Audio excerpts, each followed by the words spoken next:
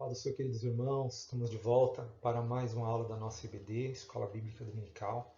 Esta aqui já é a nossa quarta aula nesta série de estudos sobre as bem-aventuranças.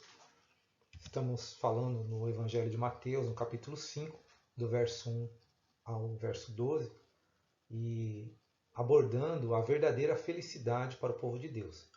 Lembrando aos irmãos que somente o nosso Deus, aquele que criou todas as coisas de maneira muito sábia, para louvor e glória do seu próprio nome, só Ele que realmente pode definir o que é a verdadeira felicidade.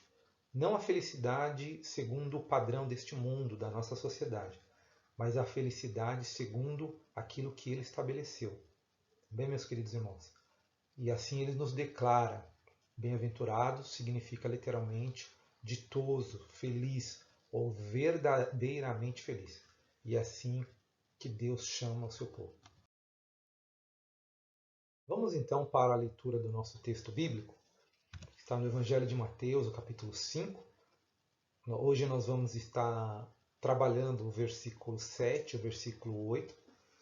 E gostaria de convidar o amado irmão a pegar a sua Bíblia, a Palavra de Deus, reunir com a sua família, seus filhos, enfim, e juntos estudarmos a Palavra do Senhor. Hoje nós estaremos falando sobre a quinta e a sexta bem-aventurança, dessa série de 8 bem-aventuranças, como eu já expliquei aos irmãos nas aulas anteriores, e que o Senhor, na sua misericórdia, Ele possa falar conosco e nos edificar. Vamos ler a Palavra do Senhor. Diz assim: Bem-aventurados os misericordiosos, porque alcançarão misericórdia. Bem-aventurados os limpos de coração, porque verão a Deus. Vamos orar, queridos irmãos? Pai amado, em nome de Jesus, mais uma vez nos colocamos na Tua presença para estudar a Tua santa palavra. Essa palavra, Senhor, que foi inspirada por Teu Santo Espírito. Ela que é viva, que é eficaz, Senhor. A Tua palavra que é o alimento para o Teu povo. Que o Senhor possa abrir os nossos olhos, o nosso coração, nos edificando através do ensino da Tua palavra e mostrando a Tua vontade para o Teu povo. Eu peço a Tua bênção também sobre a nossa igreja, a Igreja CPM, sobre a vida do nosso pastor Dutra, sobre o conselho da igreja, sobre cada membro da nossa igreja, Senhor. Que o Senhor continue abençoando a IBD, todos os alunos que têm estudado a palavra do Senhor, e continue conosco, é o que te pedimos, em nome de Jesus. Amém. Irmãos, gostaria de ampliar um assunto que eu comecei na primeira aula, quando nós iniciamos ali uma introdução falando sobre as bem-aventuranças, e eu falei um pouco também sobre o Sermão da Montanha, que é o sermão mais importante que Jesus ele ensinou, e isso é verdade mesmo. Irmãos, tudo que o Senhor pretendeu ensinar para nós, a sua igreja, está resumido, está sintetizado no Sermão da Montanha, tá bom? É do capítulo 5 ao capítulo 7 de Mateus. Tanto que quando nós lemos o Novo Testamento, as epístolas de Paulo, Pedro, João, e depois lá o irmão do Senhor, o Tiago também escreveu, o ensino deles, a base do ensino deles está no Sermão da Montanha. Entenderam, queridos irmãos? E como eu tinha falado para os irmãos, havia ali um paralelo entre o Monte das Bem-aventuranças e o Monte Sinai. Claro que esse paralelo não é físico, não é de localização, porque se tratam de dois lugares diferentes, tá bem? Então, o Monte Sinai, como os irmãos sabem, está lá no Egito, tá? E o Monte das Bem-aventuranças, como eu mostrei para os irmãos na aula passada, está lá em Israel, na região da Galileia, próximo ali à margem do mar da Galileia, do mar do Tiberíades. Os irmãos se lembram da aula passada. Mas qual que é então esse paralelo, já que não é físico, não é de localização? Muito bem. É que eu disse aos irmãos que o sermão da montanha, onde Jesus começa, subiu ao monte para ensinar, é a constituição do reino. É a lei do reino de Deus para os súditos do reino. E os irmãos se lembram que Jesus, quando começou a pregar, ele pregou a vinda do reino de Deus, e para entrar no reino de Deus precisa passar pelo arrependimento. E aqueles, então, que pela graça de Deus ingressam no reino de Deus têm agora uma constituição e vivem pautado por ela, é o Sermão da Montanha. O paralelo é que Deus também, lá no passado, no livro do Êxodo, capítulo 20 em diante, ele também entregou a lei para o seu povo, o antigo Israel, formado lá pelas 12 tribos, né? A diferença aqui naquela ocasião foi uma ocasião de muito medo, pavor, o monte Sinai fumegava, tremia, trovões, relâmpagos, né? Porque a lei trazia muitas sanções, punições, né? E foi entregue na mediação de Moisés por intervenção de anjos. Agora, a nova constituição do reino, a nova lei que o Senhor deu no outro monte, meus queridos irmãos, ele abriu a sua boca para abençoar, tá? Agora, por que isso, meus irmãos? Porque todas as sanções que a lei ela prescrevia, as punições para aqueles que quebrassem a lei, Cristo cumpriu no nosso lugar. Ele assumiu tudo isso. É por isso que ele disse no capítulo 5 e no verso 17 do capítulo lá de Mateus, ele diz o seguinte: não penseis que eu vim revogar a lei. Eu não vim para revogar, eu vim para cumprir. E ele cumpriu. E uma vez que ele cumpriu, meus irmãos, toda a lei, ele pode então para nós nos abençoar em bem-aventuranças. Glória a Deus por isso. E assim como a antiga aliança teve uma mediação, né, a nova também teve. E foi o próprio Filho de Deus, Cristo é o mediador da nova aliança. E assim como a antiga aliança foi dada para as 12 tribos, Jesus reuniu seus 12 apóstolos, que eram o núcleo da igreja. Então vejam, irmãos, que há um paralelo muito interessante entre esses dois montes, tá bem, meus queridos irmãos? Agora vamos para o nosso plano de aula. A exemplo do que temos feito, vamos abordar novamente 3 pontos. Eu tenho feito dessa forma para não ser cansativo e tornar a aula mais didática para a compreensão dos irmãos, tá? Então, no primeiro ponto, nós vamos fazer aquelas considerações, lembrando de alguns assuntos da aula passada, fazendo um link com o assunto de hoje. O segundo ponto é a bem-aventurança dos misericordiosos, que é a quinta bem-aventurança. E por último, a bem-aventurança dos limpos de coração, que é a sexta bem-aventurança. Que o Senhor nos abençoe, né? Que o Senhor abra a nossa mente e o nosso coração e edifique a nossa vida através da sua palavra. Nosso primeiro ponto, sobre as considerações. Então vamos lá. Não são dons naturais, são obras da graça de Deus. Como nós falamos na aula passada, as bem-aventuranças, irmãos, não são características naturais do ser humano. Ninguém nasce com isso. Ninguém nasce humilde de espírito. Ninguém nasce com fome e sede de justiça. Ninguém nasce manso ou misericordioso. Não. Na verdade, isso é contrário à natureza humana. Então, isso que Jesus apresentou nas bem-aventuranças são a obra da graça de Deus. É uma obra sobrenatural. É somente Deus que pode fazer no coração do ser humano, tá? Através do novo nascimento. Esse texto de Romanos 8, 27, Paulo diz que Deus, quando nos predestinou, Ele nos predestinou para sermos a imagem do seu próprio Filho. Que responsabilidade, meus irmãos. O desejo de Deus é que nós nos tornemos cada vez mais na vida cristã parecidos com o seu Filho Jesus Cristo. E esse é um padrão muito elevado. As bem-aventuranças são características dos cidadãos do reino dos céus. É interessante dizer também que elas são como que um teste, um termômetro, sabe, que as mães usam para medir a temperatura das crianças, né? O médico usa para medir a temperatura dos pacientes. Se nós quisermos saber como anda a nossa vida espiritual, meus irmãos, nós devemos olhar para as bem-aventuranças, né? Se aquelas qualidades apresentadas por Cristo ali que nós estamos estudando, pobre de espírito, né? Aquele que lamenta o seu pecado, aquele que é manso, submisso à vontade de Deus, aquele que clama por justiça, um misericordioso, limpo de coração. Nós temos que olhar para as bem-aventuranças e olhar para a nossa vida. E aí nós vamos poder ver como anda a nossa vida espiritual, tá? Já começam agora, mas só serão plenas no porvir. Eu disse aos irmãos que há grupos dentro do cristianismo, e aí eu, com todo respeito aos irmãos dispensacionalistas, que eles dizem que o ideal apresentado ali nas bem-aventuranças, no Sermão da Montanha, eles são muito difíceis de cumprir. E eles só serão cumpridos no futuro, quando Jesus voltar, formos transformados, no milênio, né? Aí os cristãos poderão cumprir, mas hoje é impossível, né? Então, por exemplo, né, quando Jesus fala, se alguém te bater no rosto, você dá outra face. Se alguém te obrigar a caminhar uma milha, você vai com ele duas. Se alguém quiser tirar a tua túnica, você entrega também a capa. É por isso que eles adiam para o futuro. Mas a teologia histórica reformada, ela entende que não, meus irmãos. Elas já são a realidade para agora, porque o reino de Deus já foi inaugurado na primeira vinda de Cristo. Tá? Já é uma realidade para nós. Embora que ainda de forma parcial, e só serão cumpridas plenamente na segunda vinda de Cristo, e nós vivemos entre o já e o ainda não, entre a primeira e a segunda vinda de Cristo. Mas já começam agora, ok?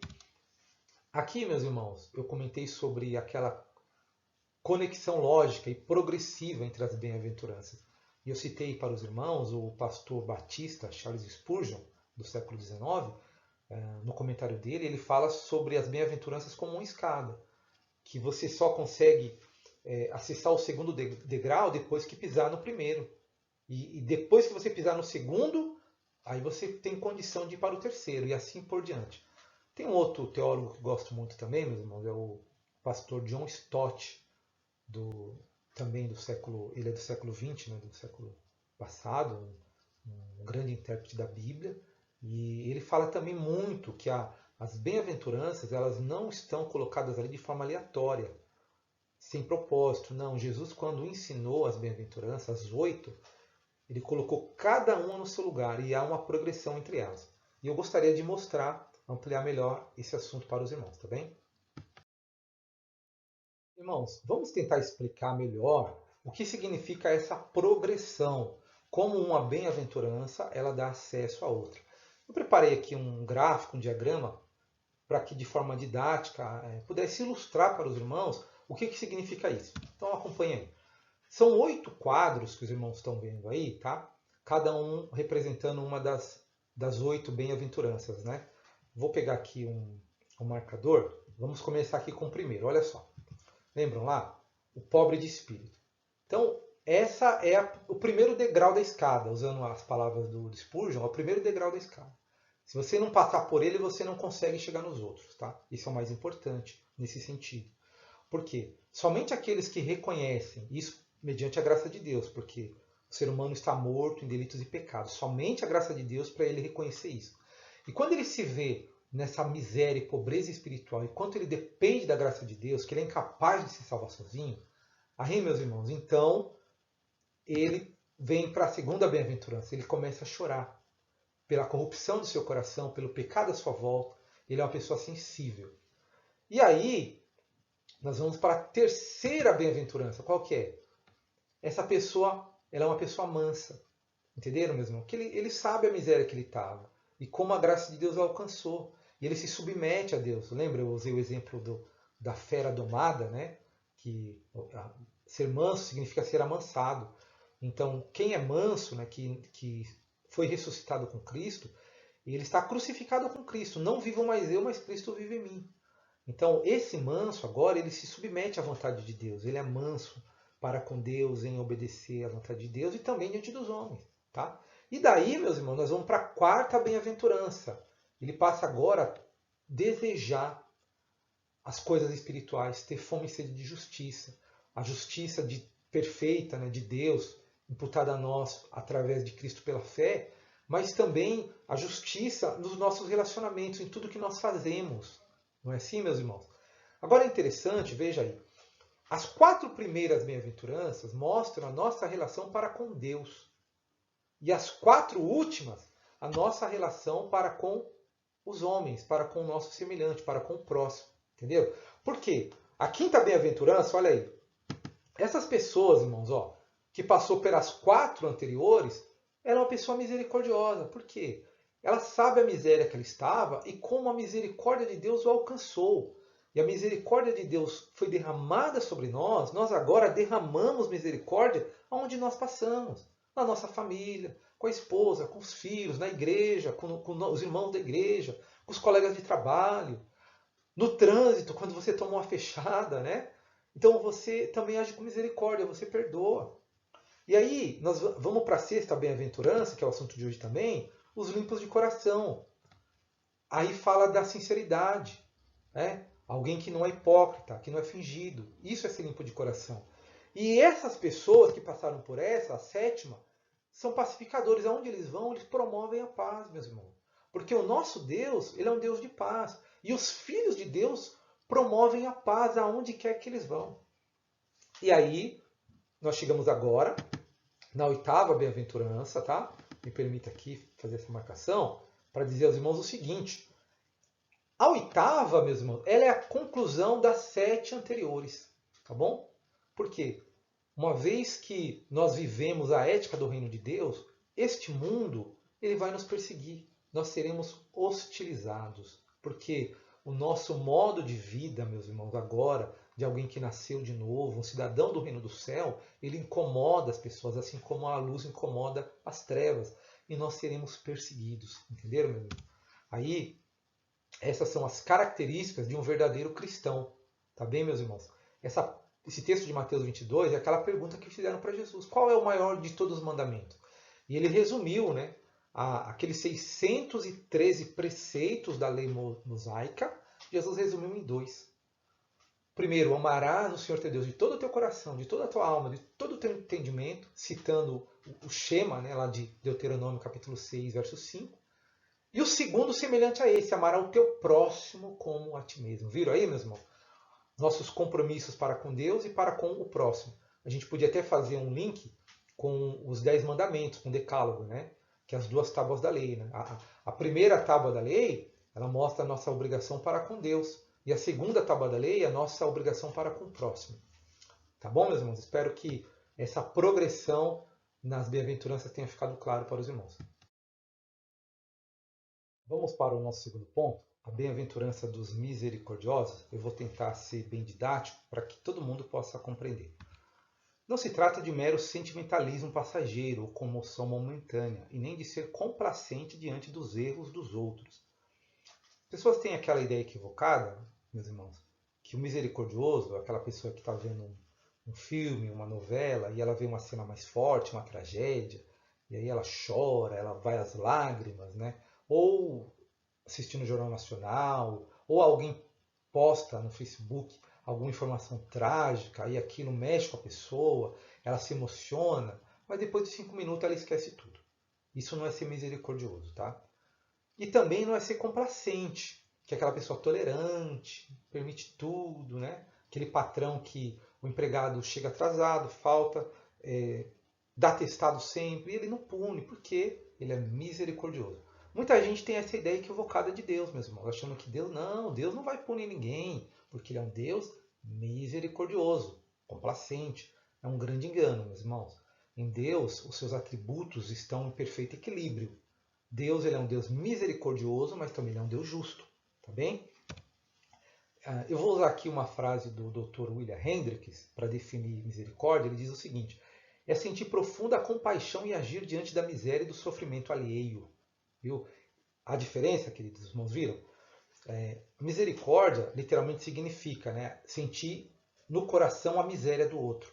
Então, o misericordioso, ele não só sente compaixão pelo sofrimento do outro, mas ele também age, ele toma uma atitude, ele faz alguma coisa para diminuir o sofrimento alheio. Então, é mais ou menos assim, né?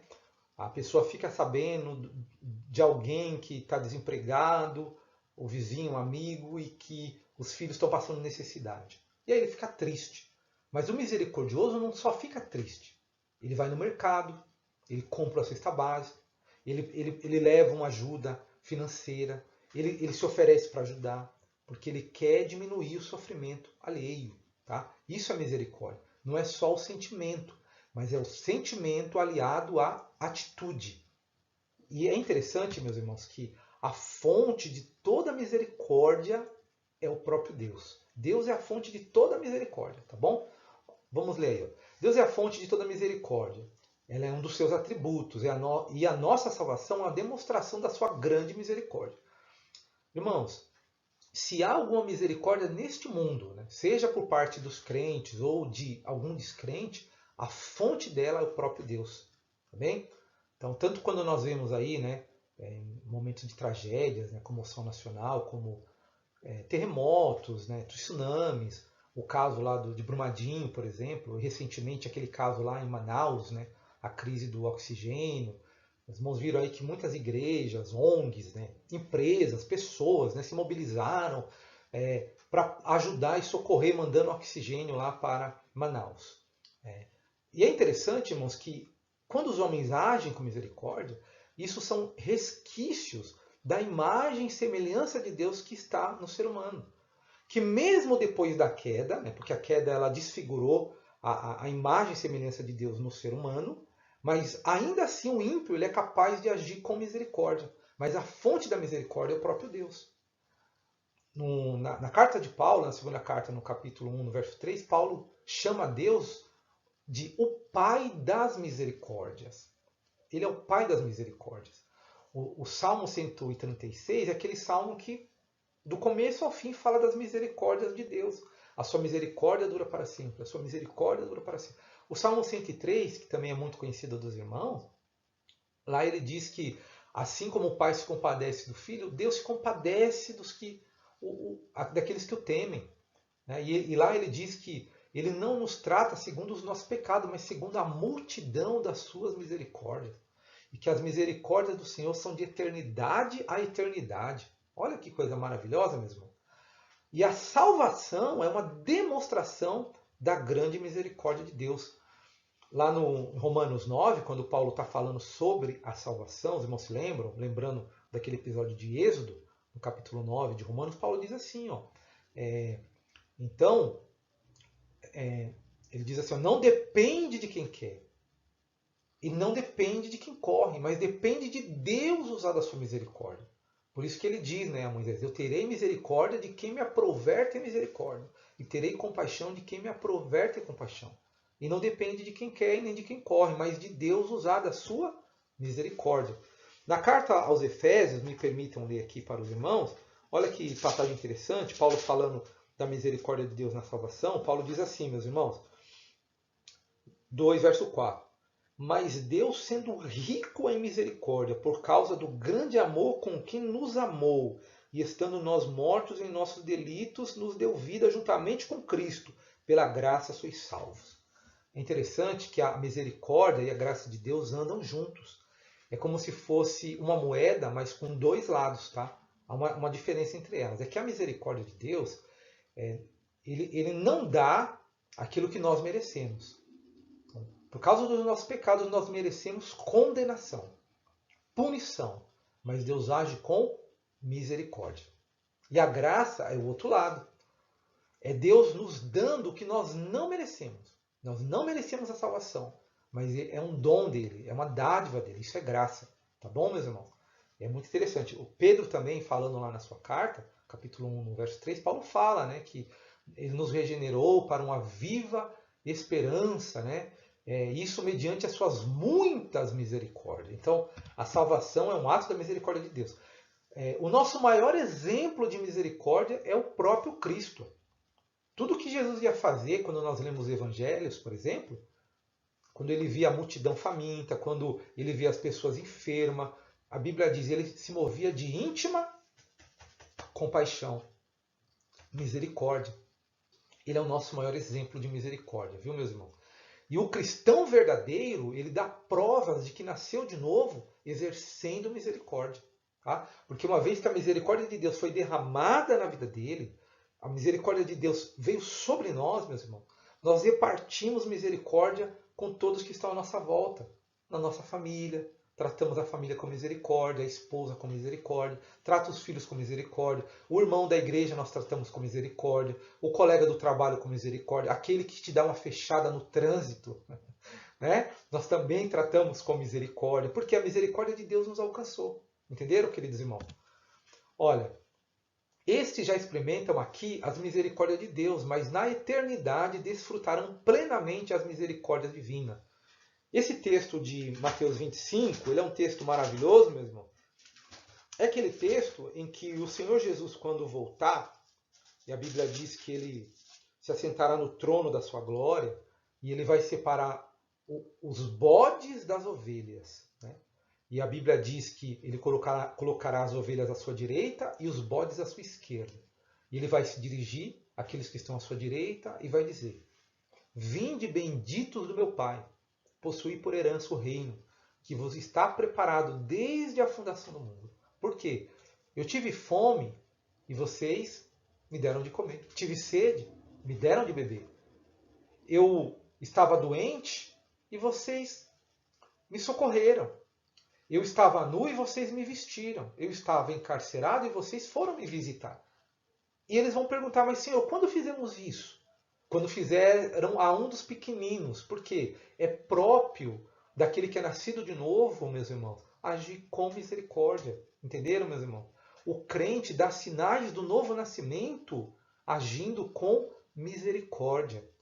E esses alcançarão misericórdia quando no dia da vinda de Cristo nós ouviremos da boca do nosso Senhor: Oh, glória a Deus!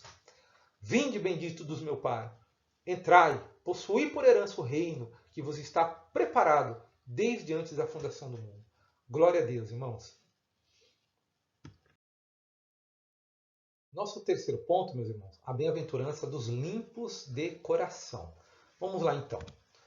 Não se trata de pureza externa, que era tão valorizada por aqueles líderes religiosos, mas de uma pureza interior do coração. Isso é interessante, meus irmãos, que o Senhor Jesus, como os irmãos sabem, quando ele pronunciou esse sermão para os discípulos, a multidão estava próxima e também os líderes religiosos estavam lá. E eram aqueles homens que tanto valorizavam os rituais externos, né? Valorizavam tanto somente a aparência, o ritualismo, o cerimonialismo da religião judaica, não é isso?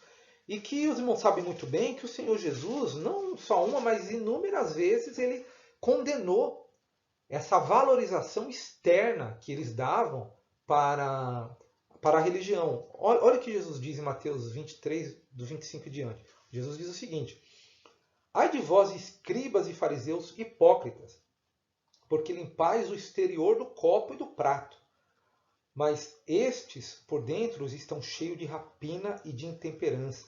Fariseus cegos, limpai primeiro o interior do copo, para que também o seu exterior fique limpo. Ai de vós, escribas e fariseus hipócritas, porque sois semelhantes aos sepulcros caiados, que por fora se mostram belos, mas interiormente estão cheios de ossos, de mortos e de toda a imundície. Assim também vós, exteriormente, pareceis justo aos homens, mas por dentro estáis cheios de hipocrisia e de iniquidade.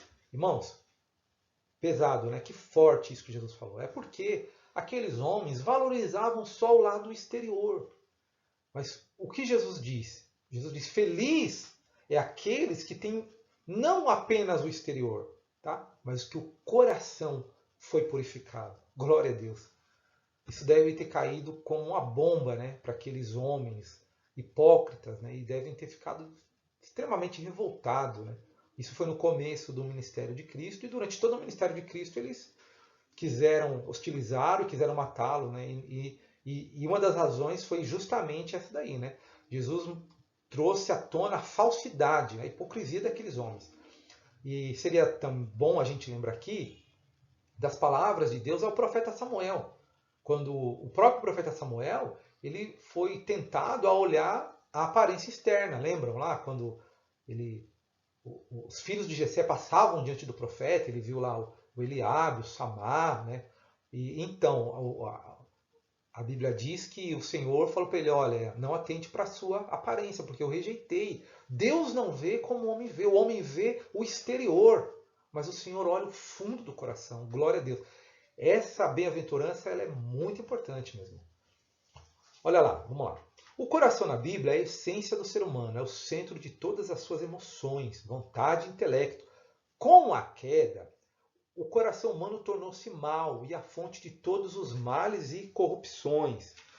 Aí é interessante, né, se os irmãos se lembrarem, por exemplo, daquela palavra lá de Jeremias, capítulo 17, verso 9, que o texto diz assim, né, que enganoso é o coração, né?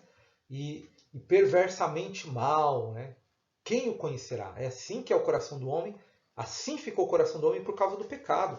Olha o que Jesus falou do coração humano lá em Marcos 7, 20 diz assim, ó, e dizia, o que sai do homem, isso é o que o contamina, porque de dentro do coração do homem é que procedem os maus desígnios, a prostituição, os furtos, homicídios, adultérios, a avareza, as malícias, o dolo, a lascívia, a inveja, a blasfêmia, a soberba, a loucura.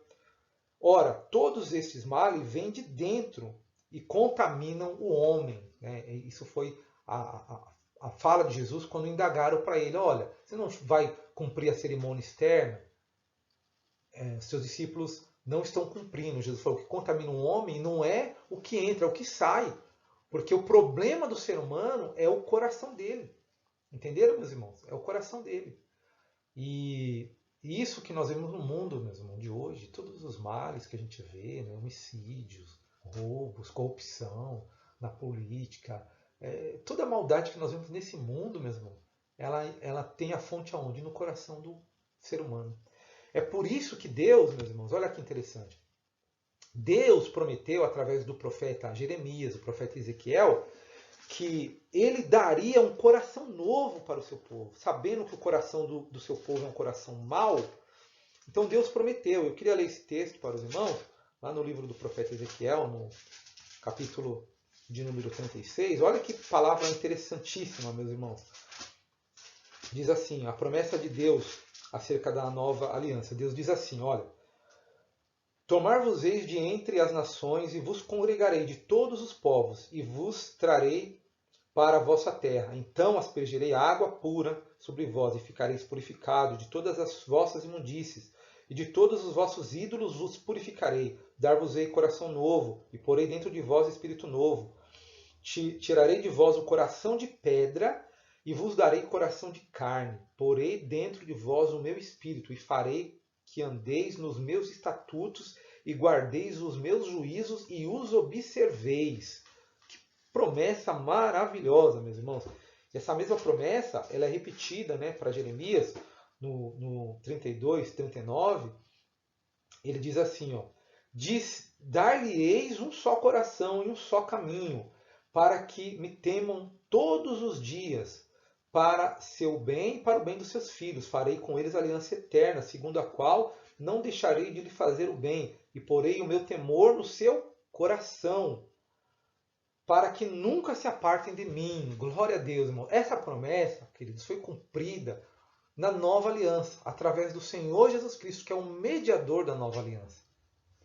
Isso é maravilhoso, meus irmãos. Então, Deus resolveu o problema do coração humano, a maldade do coração humano, através da nova aliança, através da obra redentora de Cristo.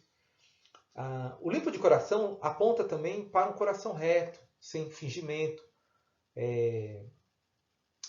ou hipocrisia, sem hipocrisia, sincero para com Deus e os homens. Aí eu queria citar Tiago, por exemplo, né? Eu não vou ler por causa do tempo mesmo, mas Tiago fala muito disso. Tiago fala daquele homem que tem um coração dividido. Ele fala homem de ânimo dobre, né? No 1 e no verso 8, Tiago diz assim, esse homem não receberá nada do Senhor. Homem de ânimo dobre. E lá no capítulo 4, no verso 8, Tiago fala assim, ele fala, limpai as mãos, pecadores, e vós que sois de ânimo dobre, que tem dupla intenção no coração. O limpo de coração ele não tem dupla intenção. É o que Tiago também fala no capítulo 2, verso 12. Irmãos, nós não podemos ter duas palavras. Uma hora eu ajo de uma maneira, outra hora eu ajo de outra. Tiago diz assim, irmãos, falai de tal maneira e de tal maneira procedei. Aonde Tiago tirou esse ensino? Lá do Sermão do Monte, onde o próprio Jesus foi quem ensinou, né? Seja, portanto, o vosso falar sim, sim, não, não. O que passar disso é procedência maligna. Então, limpo de coração fala dessa sinceridade, meus irmãos, tanto diante de Deus como diante dos homens. E qual que é a promessa? Esses já contemplam aqui parcialmente a glória de Deus, mas chegará o dia em que eles o verão plenamente como ele é. Glória a Deus. O cristão, meus irmãos, hoje ele consegue ver a glória de Deus, tá? Embora que de forma parcial, mas nós conseguimos ver. Nós vemos Deus na natureza, nós vemos Deus num novo dia que nasce, quando o sol raia. Nós vemos Deus quando uma flor desabrocha. Nós conseguimos ver a glória de Deus no rosto do nosso semelhante. no sorriso da criança. Nós vemos Deus agindo na história. Mas é verdade que essa visão de Deus ela é limitada, né? Paulo diz lá em Coríntios que agora nós vemos como por um espelho, né? E os espelhos daquela época eles não eram bons, né? Eles eram meio ofuscados, a imagem não era nítida, distorcida. E Paulo diz, a nossa visão de Deus no momento, ela é parcial, ela é limitada, né? Às vezes nós não entendemos completamente, não é assim? Glória a Deus. O Senhor prometeu que os limpos de coração verão a Deus. Aleluia. E Jesus, meus irmãos, fez essa promessa gloriosa. Paulo diz que chegará o dia que nós não veremos mais a Deus como por um espelho, mas nós veremos plenamente como Ele é, meus irmãos. Glória a Deus. Eu quero terminar a minha fala lendo para os irmãos aquilo que o apóstolo João escreveu na primeira carta, no capítulo 3, e no versículo de número 2, olha o que João falou sobre essa promessa de ver a Deus. Ele diz assim, ó, vede com grande amor nos tem concedido o Pai, ao ponto de sermos chamados filhos de Deus. E de fato somos filhos de Deus. Por essa razão o mundo não nos conhece, porquanto não o conheceu a Ele mesmo. Amados, agora somos filhos de Deus. E ainda não é manifesto o que havemos de ser. Sabemos que quando Ele se manifestar, seremos semelhantes a Ele, porquanto haveremos de vê-lo como Ele é. Oh, glória a Deus, meu irmão. Essa é a maior promessa do cristianismo. Essa deve ser o nosso maior desejo, meus irmãos, um dia poder vê-lo face a face, como Ele é. E glória a Deus por isso. Bom, queridos, chegamos ao final de mais uma aula. Espero que tenha sido uma aula proveitosa, edificante para o crescimento espiritual dos irmãos. Se o Senhor nos permitir, na próxima semana será a nossa última aula. Estaremos encerrando então esse assunto tão interessante que é as bem-aventuranças. Que o Senhor nos abençoe, fiquem com Deus e até a próxima aula.